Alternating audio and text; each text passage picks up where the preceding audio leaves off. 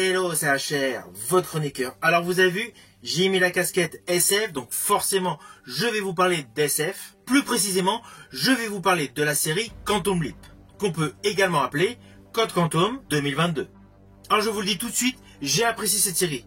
Mais naturellement, je vais vous dire pourquoi. Mais avant cela, voici le pitch de base. Alors naturellement, je vais vous le faire de manière très simpliste. Cette série est en fait un requel.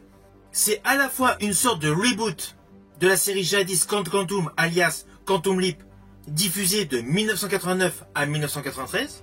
Donc naturellement, nous suivons la suite de ce qui s'est produit dans cette série, avec certains personnages récurrents, tout en abordant un côté reboot, avec principalement une nouvelle équipe de scientifiques, avec en figure de proue le personnage Ben Song, qui est un physicien.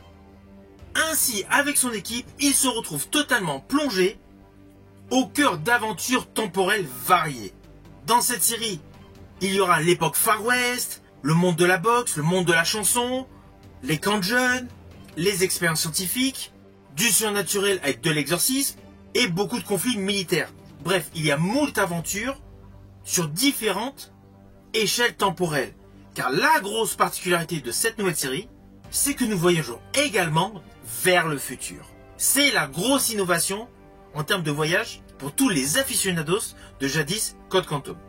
Alors sur le fond, vous allez me dire, il n'y a pas trop d'innovation, on repart voilà sur le même principe. Mais là où justement il y a de l'innovation, c'est qu'il y a beaucoup d'enjeux scénaristiques qui se développent au fur et à mesure du déroulé de l'histoire. Alors pour ma part, les 3 premiers épisodes, je les ai trouvés un tantinet longués à démarrer. C'était vraiment plus pour nous présenter les personnages. On va pas se mentir, c'est de la présentation, avec naturellement un très bel hommage envers l'acteur Dean Stockwell. Tout comme certains gadgets. Vers le début de cette série, vous avez donc l'utilisation d'une espèce de palette là pour avoir les informations. La nouvelle est en panne, on reprend l'ancienne tablette de la série Code Quantum. Voilà, il y a des petits éléments fugaces de la sorte qui au début, certes font plaisir, mais n'apportent rien d'innovant, rien de nouveau à l'histoire. Et à partir du 4e épisode, l'histoire se décante, l'histoire devient captivante. Et c'est ça ce qui m'a hypé à découvrir la suite, et de fil en aiguille, ce reboot séquel, c'est-à-dire ce requel, est top. Alors naturellement, j'ai vu les 2 saisons sur Série Club. Vous me connaissez, je ne spoil jamais, mais sachez que le dernier épisode de la saison 1 est un réel hommage à tous les voyages temporels que vous avez découverts dans la première saison. J'ai trouvé cet aspect assez intéressant, assez innovant. Et en plus, en totale adéquation avec un certain personnage qui prend de plus en plus d'ampleur au fil de la série. Ceci dit, attention à ce que je vais vous dire. Cela peut s'apparenter à un spoil, mais c'est plus par rapport à un côté scénaristique qui m'a fait sourire.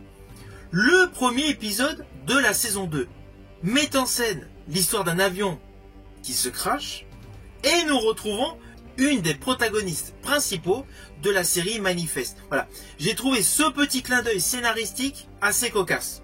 Vous voyez, ce n'était pas un spoil de folie, je ne vous ai rien détaillé sur l'histoire, mais voilà. Ce choix de casting pour cet épisode est assez amusant. Et en fait, sur le fond, lorsque l'on réfléchit à tous les épisodes qu'on a pu voir de la première saison, en fait, il y a souvent des clins d'œil de la sorte. Vous n'avez plus qu'à les trouver par vous-même.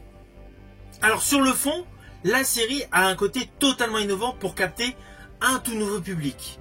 Mais je tiens quand même à vous rassurer, même s'il y a un côté expert Miami dans la composition de la nouvelle équipe de scientifiques, il y a beaucoup de nostalgie qui va ressurgir à tous les anciens téléspectateurs.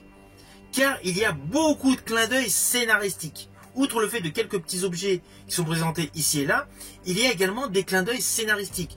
Je pense principalement à un qui m'a particulièrement touché, c'est le personnage de Magic.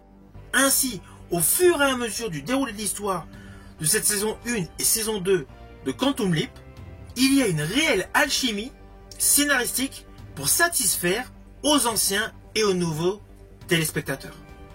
Alors il y en aura toujours qui diront oui mais bon la série c'est un petit peu trop modernisé sur certains points. Bref, au vu de l'avancée technologique, c'est tout à fait logique. Mais j'estime que sous couvert d'avancées technologiques et de faits historiques remaniés, il y a dans le fond une belle histoire d'amour en axe central de la série.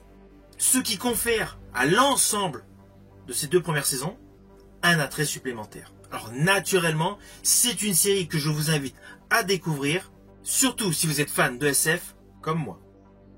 J'espère que ma vidéo vous a plu. Si tel est le cas, n'oubliez pas, petit pouce vers le haut, pensez au partage. Quant à moi, je vous dis à bientôt pour une prochaine vidéo.